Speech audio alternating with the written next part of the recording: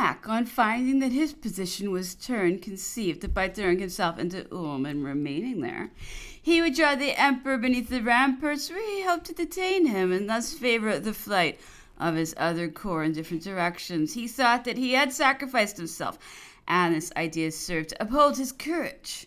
When I entered upon my negotiations with him, he was of opinion that our army was drawn up before Ulm and unable to move.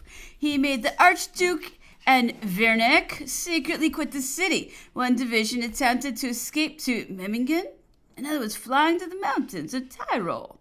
All were either actually made prisoners or were on the point of being taken.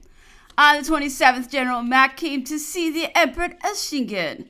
All his illusions had vanished. His Majesty, to convince him of the uselessness of detaining us longer before Ulm, described to him all the horrors of the situation. He assured him of our success on every point, informed him that Wernick's corps, all his artillery, and 8 of his generals had capitulated, that the Archduke himself was in danger, and that no tidings had been received of the Russians.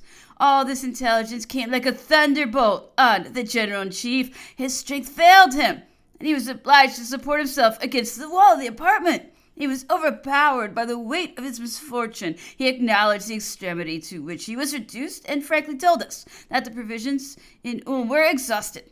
He, however, said that instead of 15,000 men, there were 24,000 fighting men and 3,000 invalids, but that all were plunged into the deepest confusion and that every moment augmented the dangers of the situation. He added that he was convinced all hope had vanished, and he therefore consented to surrender Ulm on the following day, the 20th, at 3 o'clock. On quitting His Majesty's presence, he saw some of our officers, and I heard him say, "It is mortifying to be disgraced in the estimation of so many brave men." However, I have in my pocket my opinion, written and signed, in which I refused to have my army parceled out.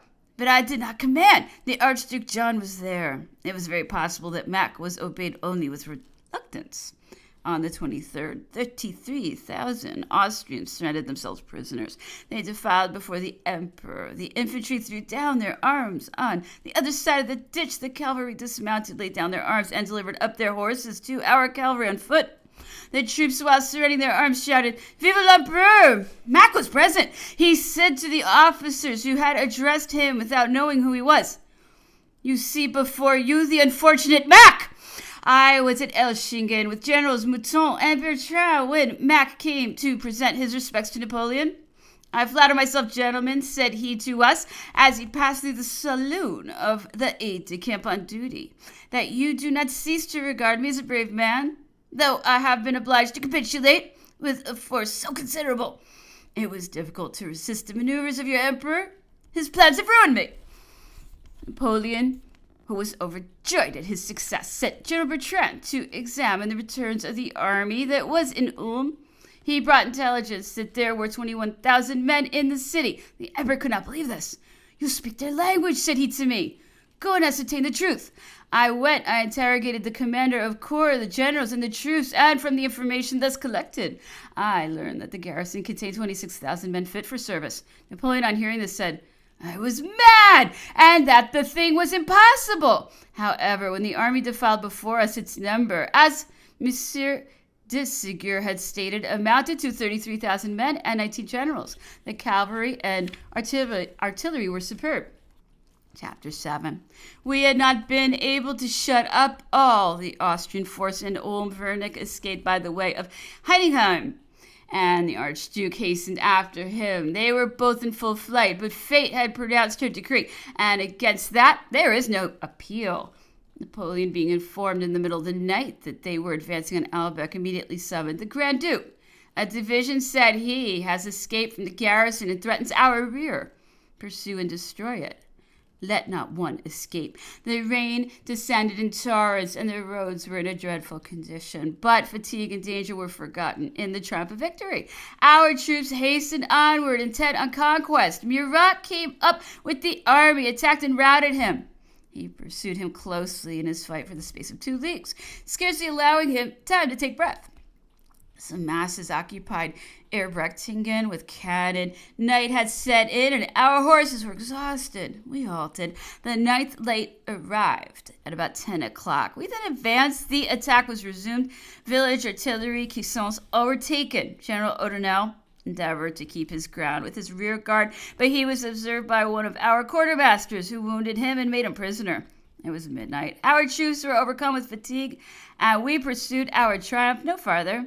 The enemy fled precipitately in the direction of Nordlingen, where we possessed artillery and depots. It was important to prevent his reaching that point. Murat detached some parties who, by harassing and impeding him in his march, forced him to take up a position, that is to say, to lose time. On the other hand, General Rival was to put the bridge of Donaver in a state of security and to proceed with the surplus of his force to Weisnitz. Every passage was intercepted. These arrangements being made, the prince began his march and came up with the Archduke, who was deploying on Neresheim. We attacked him with the enthusiasm inspired by victory. The shock was irresistible. The cavalry fled, and the infantry laid down their arms. Guns, standards, troops, all were taken in a mass. The most terrible disorder prevailed. Klein, Falconet, and Lanus continued the pursuit, intercepted the magistrate in the Austrian interest, and gave the signal for the attack. The Prince of Schwarzenberg was quite disconcerted. He had not imagined that the general was so near at hand. He protested against the violation of the Prussian territory, proposed that we should respect it and not occupy Gunderhausen. Klein told him to act a good example, and he would follow it. He continued to advance, and yet Schwarzenberg came to no decision. Murat, tired of being taken for a dupe, gave orders for terminating the discussions and marching forward. The enemy's rear guard then set off at full gallop and left us in possession of the place. We pursued him for several leagues without being able to come up with him. It was night, and we took a position. We resumed our march at daybreak, but the Archduke had fled so rapidly that we did not overtake the rear of his baggage until we reached Nuremberg. A piquet of our advanced guard charged him and obliged the escort battalion to lay down their arms. The piquet then pressed forward and entered a woody road thronged with artillery and baggage, pursuing some hundreds of dragoons who vainly endeavored to rally themselves. The great body of the Austrian force was awaiting us in an advantageous position. Our chasseurs were obliged to fall back, but the hussars and carabiniers advanced, and the army was completely routed. The Archduke himself, narrowly escaping, made prisoner. This was a finishing stroke to the corps who had escaped from Ulm. In the short space of 5 days, 7,000 brave men marched over 45 leagues, destroyed an army of 25,000 men, took their military chest and baggage, carried off 128 pieces of cannon, 11 standards, and made from 12 to 15,000 prisoners. Of all the Archduke's force, nothing now remained but a few thousand unfortunate men scattered about in the woods. Klein, however, persisted in his demands, and Werneck himself urged the fulfillment of the conditions that had been entered into. They required that the officers included in the capitulations should surrender themselves prisoners. The French general addressed his remonstrances to the Archduke, or in his absence to the general commanding the Austrian army. But such disorder prevailed that the flag of truce was obliged to advance into the very heart of Bohemia before he could find an officer to receive his dispatches. The answer was long expected, but it at length arrived. It was a letter from General Collerard, who transmitted to us the following correspondence. To Count Hohenzollern, Lieutenant General, in the service of His Imperial and Royal Majesty, you have submitted, Lieutenant General, for your next letter to my consideration. I must inform you that, according to the rules of war and the law of nations, I regard the pretensions of the French general as very legal. Consequently, I declare that you and the troops with whom you have returned cannot be included in the capitulation. I therefore order you, as well as them, to continue to serve as before. Signed, Ferdinand, countersigned, Morval, Major and Aide-de-Camp, Egra, October 23rd, 1805. By this document, the capitulation was rendered no capitulation, and thus Hohenzollern had fled without any violation of honor. He seemed astonished at being required to surrender in amassed troops, which he was losing no less effectually in detail. His letter was curious. It was as follows. To Field Marshal Baron Werneck, dear comrade, I cannot conceal my astonishment at the proposition that has been made to me to surrender with the cavalry, which formed part of your corps when I left you. You, in my presence, refused to enter into any capitulation, and for my part, I intended to bring back the cavalry to the army at all hazards if you could not extricate yourself with the infantry. I endeavored to do this, and I succeeded. I do not understand by what law I can be accounted a prisoner of war, not having been present at your arrangements, in which I should never have suffered myself to be included. Having been separated from you since yesterday, I no longer conceive myself bound to fulfill your orders. I received the commands of His Royal Highness, our General-in-Chief. I have the honor to be your very humble and obedient servant. Signed, Lieutenant General Hohenzollern, Privy Councillor. Napoleon was satisfied with himself, with the army, and with everybody. He expressed his approbation of our conduct by the following proclamations. Soldiers of the great army, in the space of 15 days we have finished the campaign. All that we proposed to do has been accomplished. We have driven from Bavaria the troops of the House of Austria and restored our ally to the sovereignty of his states. That army which, with equal presumption and imprudence, came to station itself on our frontiers, has been annihilated. But what does it signify to England? Her object is fulfilled. We are no longer Bologna, and her subsidy will be neither more nor less. Of the 100,000 men who compose that army, 60,000 are prisoners. They will supply the place of our conscripts in agricultural labors. 200 pieces of cannon, the whole park, 90 standards, and all their generals are in our hands. Scarcely 15,000 men have escaped.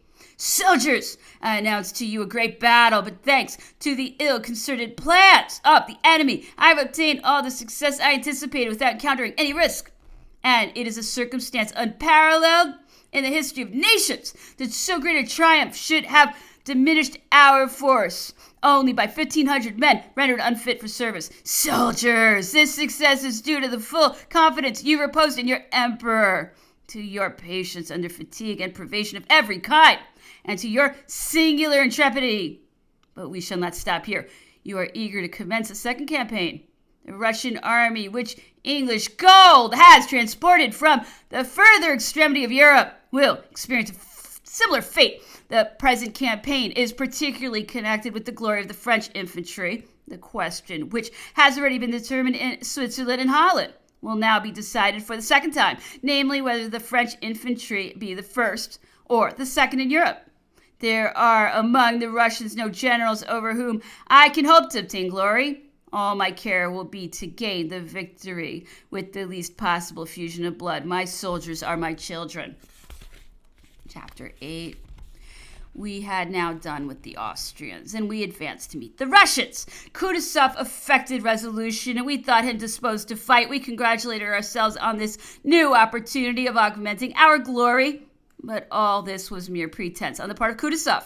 He abandoned the inn, the Traun, and the Ems, and disappeared. We pressed forward on Vienna. We advanced with inconceivable speed. Never was a movement executed with such rapidity. The emperor became apprehensive. He feared lest by this precipitancy our rear might be in danger and our flank exposed to the Russians. Murat, said he to me, runs on like a blind man. He presses forward as though the only object were to enter Vienna. The enemy has nobody to oppose him. He may dispose of all his forces and destroy Mortier. Direct Berthier to stop the columns. Berthier came. Marshal Soult received orders to fall back as far as Meltern. Davout took up his position at the junction of the roads of Lilienfeld and Neustadt, and Bernadotte stationed himself at Malek. But these arrangements did not prevent the engagement of which Napoleon feared the issue. 4,000 French were attacked by the whole of the enemy's force, but skill, courage, and the necessity of conquering made amends for our inferiority of numbers. The Russians were driven back. The intelligence of this astonishing victory set our whole force in motion. The emperor pursued his march with even more eagerness than he had before evinced in suspending it. He wished to come up with the Austrians, to take the passage of the Danube, to turn and cut off their allies and beat them before they could receive reinforcements. He hastily dispatched orders. Men and horses, all were immediately in motion. The field is open, said Napoleon. Murat may yield to his natural impetuosity, but he must take a wider range. He must surprise the bridge. He immediately wrote to him as follows. The grand object at the present moment is to pass the Danube in order to drive the Russians from the Krems by attacking their rear. The enemy will probably destroy the bridge of Vienna, and yet if there should be any possibility of gaining it undamaged, that must be done. This consideration alone can induce the emperor to enter Vienna, and in that case you must introduce into the city only a portion of your cavalry and the grenadiers. It is necessary that you should ascertain the force of the civic guard in Vienna. The emperor presumes that you have planted some pieces of cannon to intercept the passage across the Danube between Krems and Vienna. Some parties of cavalry should be stationed on the right bank of the river, but you mention nothing of this to the emperor. His Majesty thinks it necessary to know what he has to trust to, so that if it should be possible to intercept the Danube below Vienna, it may be done. General Suchet's division will remain with a portion of your cavalry on the great road leading from Vienna to Bukersdorf, at least if you be not master of the bridge across the Danube, and if it has not been burned. In that case, Suchet's division must repair thither in order to be enabled to cross the river with your cavalry and grenadiers and to march on as rapidly as possible to fall on the communications of the Russians. I think it probable that the emperor will remain all day at St. Polten. His Majesty recommends you, Prince, to transmit to him frequent accounts of your proceedings. When you arrive at Vienna, provide yourself with the best maps that can be procured of the environs of that city and of Lower Austria. Should General Count Julet or any other individual wish to have an interview with the Emperor, send him hither with all speed. The civic guard on duty at Vienna must amount to upwards of 500 men. When once you reach Vienna, you may easily obtain intelligence of the arrival of the other Russian columns, as well as of the design of those who have established themselves at Krems. You will have your own cavalry together with the corps of Marshal Lannes and Davout in the operation of turning the Russians and falling on their rear. As to the corps of Marshal Bernadotte and Soult, they cannot be disposed of until we shall definitively know what course the Russians may adopt. After 10 o'clock in the morning, you may enter Vienna, endeavor to surprise the bridge of the Danube, or if it should be destroyed, adopt the most speedy means of crossing the river. That is the grand affair at present. But if before 10 o'clock, Monsieur Julet should present himself with the proposals for negotiating and inducing you to suspend your march, you may stop your movement on Vienna. But you must nevertheless direct your attention to the best means of crossing the Danube at Klosterberg or some other favorable point. The emperor directs that between Sergartskirchen and Vienna you shall station at the distance of 2 French leagues from each other posts of cavalry consisting of 10 men each, whose horses will serve as relays to the officers whom you may send with accounts of your movements. The men forming these posts may bear dispatches from Sergartskirchen and St. Polten. Marshal Bessières will station posts of the Emperor's Guard. Chapter 9. We were at St. Polten. Napoleon was riding on horseback on the Vienna road when he perceived an open carriage advancing, in which were seated a priest and a lady bathed in tears. The emperor was dressed as usual in the uniform of a colonel of the chasseurs of the guard. The lady did not know him. He inquired the cause of her affliction and whither she was going. Sir, she replied, I have been robbed at about 2 leagues from hence by a party of soldiers who have killed my gardener. I am going to request that your emperor will grant me a guard. He once knew my family well and lay under obligation to them. Your name? Inquired Napoleon. De Brenny, answered the lady. I am the daughter of Monsieur de Marbeuf, formerly governor of Corsica. I'm delighted to meet with you, madame, exclaimed Napoleon with the most charming frankness, and to have the opportunity of serving you. I am the emperor. The lady was amazed. Napoleon consoled her and directed her to wait for him at headquarters. He treated her with the utmost attention, granted her piquet of chasseurs, of his guard, and sent her away happy and contented. Napoleon had received a report which he was reading with an air of satisfaction. I entered his closet. Well, Rapp, said he, do you know that we have parties of our troops in the very heart of Bohemia? Yes, sire. Do you know what sort of cavalry has beat the Uhlans, captured posts, and taken magazines? No, sire. Our infantry mounted on trapped horses. How? He handed me the report. Some of our detachments who had penetrated into Bohemia suddenly found themselves in an open tract of country. They had but 20 dragoons. They would not fall back, and they dared not advance further. In the perplexing situation, the commander thought of expedient. He collected together all the baggage horses mounted his infantry, and thus equipped, led them through the thick forest in the neighborhood of Igra. Some parties of the enemy's cavalry who advanced to oppose them were driven back. We took men, horses, and provisions. The latter were committed to the flames. I returned the report to the emperor. Well, said he, what think you of this new kind of cavalry? Admirable, sire. Men who have French blood in their veins, observed he, always know how to deal death among the enemy's ranks. We marched close upon the enemy's rear guard. We might easily have taken it, but we avoided doing so. We wished to lull his vigilance. We did not press him closely, and we circulated reports of peace. We suffered both troops and baggage to escape us, but the loss of a few men was of little consequence. The preservation of the bridges was the important point. They should be broken. It was determined that we should repair them. We took our measures accordingly. The troops were posted in echelon on the road. We were warned to allow no demonstration to escape them. That was likely to put the enemy on his guard. No one was permitted to enter Vienna, but everything being examined and every arrangement completed, the Grand Duke took possession of the capital and directed Lanus and Bertrand to make, without delay, reconnaissance of the river. They found at the gates of the suburb a post of Austrian cavalry. There had been no fighting for upwards of 3 days. It appeared as though an armistice had been entered into. Lanus and Bertrand accosted the Austrian commandant, commenced a conversation with him, followed him closely, and would not suffer to quit him. On reaching the banks of the river, they still persisted in following him in spite of his wish to get rid of them. The Austrian became impatient. The French generals asked to leave to communicate with the general commanding the troops stationed on the left bank of the river. They obtained permission to do so, but the 10th Hussars were not allowed to accompany them. They were consequently obliged to halt and take a position. Meanwhile, our troops were advancing, led by the Grand Duke and Marshal Lannes. The bridge still remained undamaged, but the trains were laid and the gunners held their matches in readiness. The least sign that might have indicated the intention of passing by force would have ruined the enterprise. It was necessary to resort to artifice, and we succeeded in imposing on the simplicity of the Austrians.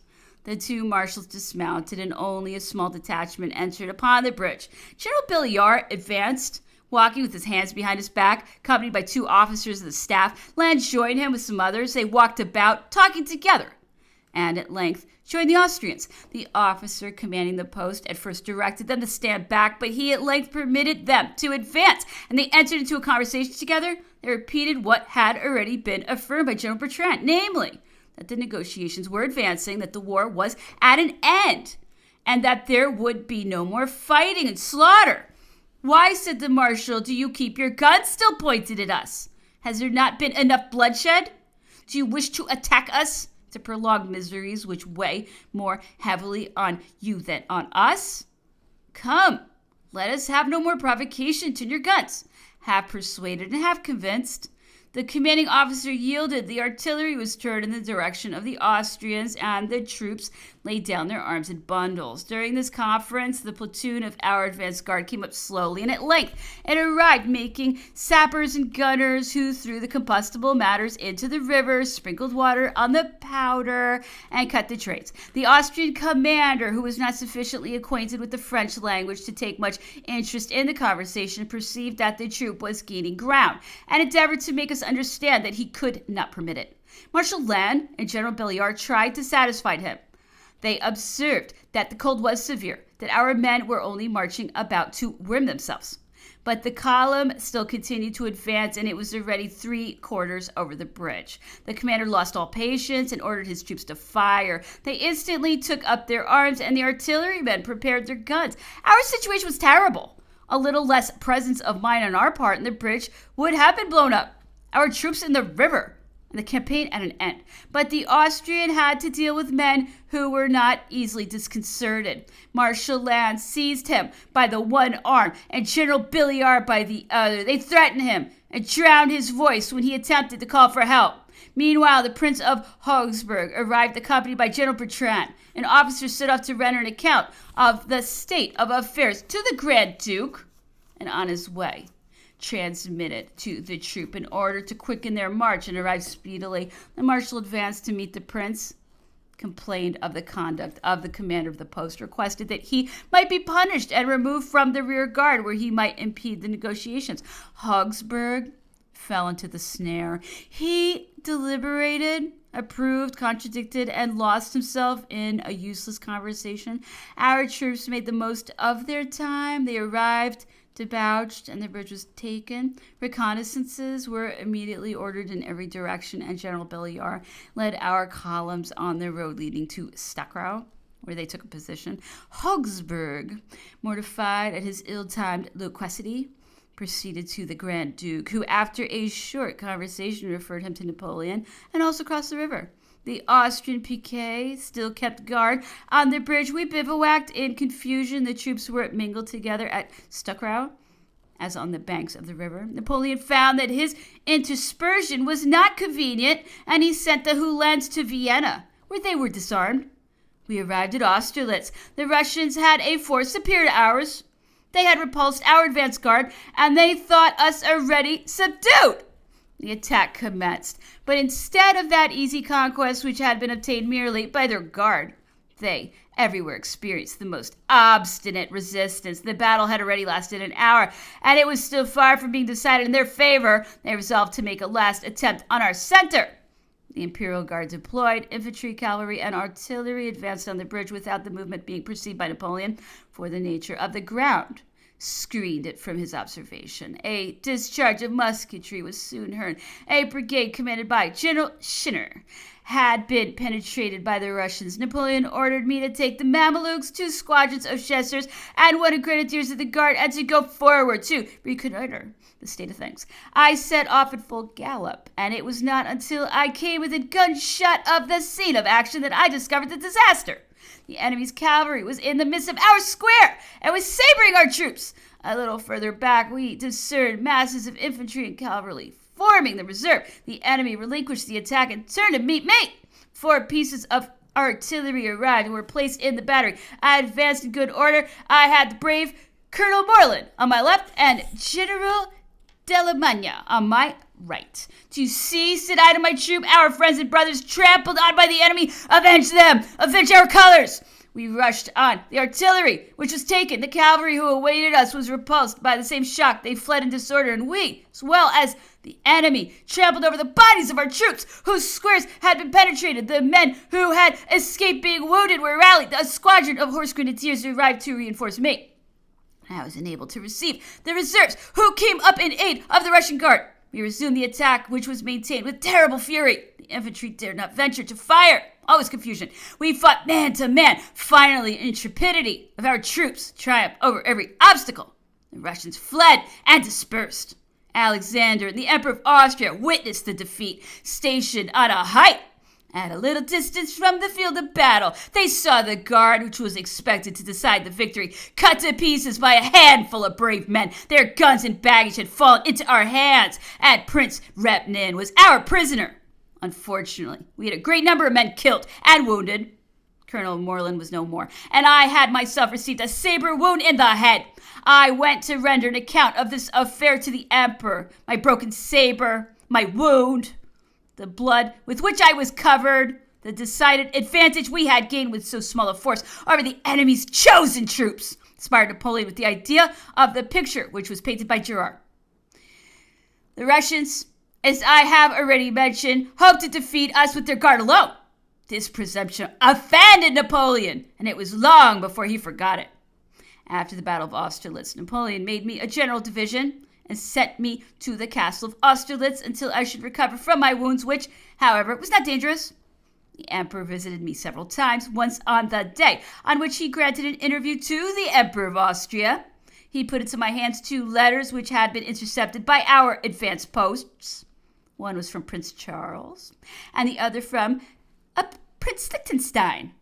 Their contents were rather important, and I got them translated. On his way back in the evening, Napoleon came and had these letters read to him. He talked to me a great deal about Francis II, his complaints and regrets, and told me many curious circumstances respecting him.